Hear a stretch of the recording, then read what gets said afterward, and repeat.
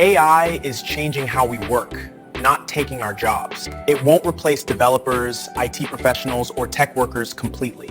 Before AI, people spent hours debugging, searching documentation, or writing repetitive code. Today, AI helps you to do those things faster so you can focus on real problem solving. The truth is this: the people losing opportunities are not being replaced by AI. They are being replaced by people that can manipulate and use AI effectively.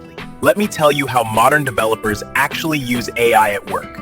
A typical day starts with reviewing some codes. While coding, AI suggests improvements, catches syntax errors, and even recommends better approaches. When something breaks, instead of panicking, developers ask AI why it broke and how to fix it. This saves hours of frustration.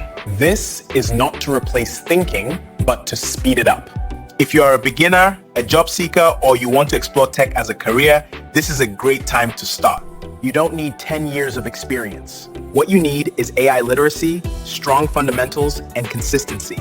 This is why knowing how to use AI tools today Can put a junior developer ahead of someone with more experience, but with no AI skills. Remember, this video was made using AI. AI is a tool, learn it early and how to use it effectively, and it will become your advantage. See you next time.